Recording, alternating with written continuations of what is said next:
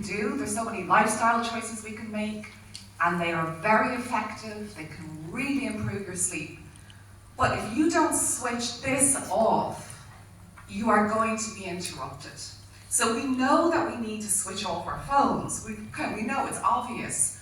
But what so many people really need help with, and I see this in my clinical practice all the time, is actually the ability to switch off your mind.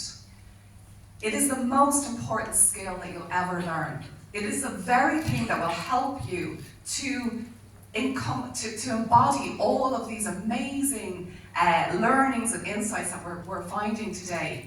You know, that information is so powerful, but it's only powerful when it is implemented. So you've really touched on this, Marianne. It's so touching to hear it. And that is essentially that it comes down to self-love, it comes down to self-compassion, and it comes down to actually valuing yourself enough to know that you deserve to sleep well, to know that you can sleep well. And when you're sleeping well, it is actually a superpower. You can sleep well even when life is very difficult, when you're going through real challenges in life. I've practiced this myself when things are hard, when people are ill, when there's all things going on around you. When you're sleeping well, you are emotionally regulated. And when you're emotionally regulated, the world truly is your oyster in terms of your ability to move from a reactive state into a state of responding, into a place where you're moving from the head to the heart. And I really believe that we need to live from our hearts. We speak a lot about the brain, about neuroplasticity, and this is all fantastic. But really, essentially, it's about the heart. It's about living from love. Love for yourself, love for everyone around you. And that can only come through practice. You know, people often look for quick fixes. I'm a clinical hypnotherapist. You can imagine how many people come through my door saying, Fiona, like, I want to lose, I want to do this, I want to do that. And that's all really well, and of course that's important. But there really is no such thing as a quick fix. To love yourself is a lifetime journey. And as you go through different phases and stages in your life, you're going to have different challenges. You're going to learn about yourself. Our hormones, like when you were describing, Mary, that the young person with the heavy period, with all of the things, that was me. That was 1000% me. I always struggled with heavy periods, 7 days, 10 days, pain. And I just really was one of those people who thought, this is normal, this is just what I have to put up with, right? And it affected everything. Like you say, it's so impactful on your mental health, anxiety, etc. But as I've got older, I've never felt better, healthier, happier, and well. And so much of that comes down to, yes, lifestyle choices. I totally believe in practicing what I preach. I would never give advice to someone. 3 months in Crete, you should join her. Yeah. Yes, I can't promise everyone that.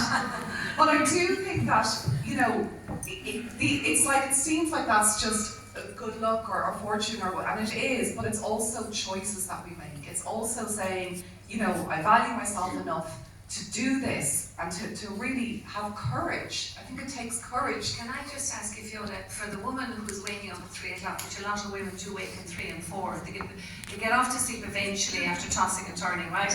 But then they wake up at 3 and 4. And that, what do they do to go back? Like, that's more common than anything, to be honest. A lot of people do go to, how many people would get to sleep in this room? Like, you get to sleep, but then, yeah, great. And how many of you would wake up? Okay, yeah. How many of you would believe that you are good sleepers? Okay. How many of you believe that you're bad sleepers? Okay, so your beliefs really matter, right? So what you're telling yourself is actually integral. So if you wake up in the middle of the night, what you want to do really, and it's too late to start then. A good night's sleep starts the moment you open your eyes in the morning. So a good analogy of this is if you think about your kitchen and you think you have 3 meals a day, or more, whatever it might be. But there's a lot of traffic going through that kitchen. Breakfast, lunch, dinner, your family, etc. If you ignore those dishes, right, what happens at the end of the day is your kitchen is chaos and it feels overwhelming. That's what we're doing to our minds, okay? So you have thoughts in the morning, you have stresses in the morning, you have emotions, you have all of these things going through your mind. But most of us are so busy that we're out of touch, we're disconnected, and we're not actually cleaning and cleansing and processing as we go. So when we go to sleep at night, what happens is that all these dishes, all of that thoughts, emotions, beliefs, etc., can come like a tsunami wave. And that's where the cortisol, as you will know, Mary, of course, comes in and wakes us up. So we have levels of cortisol that are rising at a time of day when they really need to be switched off and only rising as we come into the waking state. What would you suggest women do then? Do the deep breathing meditation before they go to bed, Fiona, to try and... Well, like I said, you've got to start in the morning. The best way to sleep well is to start your day in stillness. Start off by connecting to yourself before you connect to anybody else. That's the practice. It's a training, as I say. It sounds like a luxury. It's not a luxury. It's actually a necessity. Because when you do it, you're actually really in love with... It's not up there, sorry. Oh, thanks, sweetheart. By taking that time, you're aware of what's going on. You're aware of how you're feeling. You're aware of what's thoughts are going through your mind, and you're processing whatever it is that you need to process. The lifestyle, obviously, is hugely important, but you're getting so much here in terms of lifestyle. Light, routine, your body loves it. We're the same as children. Like, we just love to know that safety of going to bed at the same time and waking up at the same time. So all of these things are really integral. And I suppose then, you start in the morning, but then, so most women, I'm trying to get them to sit down and say at age realistically. So they should just meditate then, deep breathe, listen to music? As soon as you wake up, right, you're in the theta brainwave. This is the most malleable place for your brain to be. It's where the subconscious is moving from that sleep state to the wakefulness state, and it's the most powerful time to program your mind with positive suggestions. So what you can do before you even start your day, it doesn't take any extra time, it doesn't take any extra pressure on you, but just simply notice that you are now awake, you are alive, you are healthy.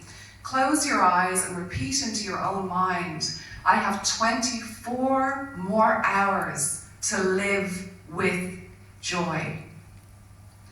You are identifying the most important thing, that you're here, that you're now. And that in itself is the most precious gift of all. If we can bring ourselves into the here and to the now, and to stop going forward, to stop going back, but to really land within yourself, to notice what's happening within my body. Can I take, 10 seconds to actually step into gratitude, to step into joy? And though that time is so pivotal, because, like I say, your brain is at a very suggestible stage. The same thing lasting at night. If you want to really make transitions, the first 7 minutes in the morning and the last 7 minutes at night are your most powerful and potent time. That's 14 minutes a day. When you think about how much time you do housework, work, looking after other people, all of those things, can you give to yourself 14 minutes a day? And if not, why not? Okay. And in the middle of the night, what have you as a little... Well, what I do in my book, Sleep Well, I talk about the Sleep Well formula, and that is essentially to breathe. So you go into your breath, you move from the head to the heart. You allow yourself to recognize you're just resting. You take the pressure off. Once you start putting pressure on, trying to go to sleep, what's going to happen is you're going to rise your cortisol levels, again, the very thing you don't want. So breathing as deep as you can, heart-focused breathing, I'm going to do that with you now here today. It's a beautiful technique where you can literally switch off your mind, the thinking mind. It's the thoughts that are creating the anxiety. It's not often the reality. We're so much more stronger than we give ourselves credit for. And so breathing, imagining, you can imagine a beautiful place, and I'm going to do this all with you. It's so much better to experience something than just to talk about it. And there's so much, isn't there, psychology of how, we can think positively, or we can manifest. Can you talk us a little bit about that? There's so much we can all do here today. I don't know if that's working or not. We can do all it by just being positive thinking, by getting rid of the negative thinking. And particularly all those women here have been conditioned in some way, particularly women in society in Ireland are very conditioned the way things are. Like, for example, I deal with a girl who, had a baby and she went through 4 IVFs, and then she came to me and thankfully we got her pregnant. And after all that, I said to her, you better put your surname on the baby. And she said, oh God, no, couldn't do that. What do they all saying? And I said, what the hell about what they're all saying? The very least you deserve is to have your surname on with a double bar name, and let them decide down the road what they want to do. But all girls, even young girls, I'm amazed at all the empowerment we're doing, are still thinking in that way. They're afraid to chastise society, afraid to stand out. Well, Mary, my husband Kieran is here, and our son is called Luca Brennan Hyde. So there you go.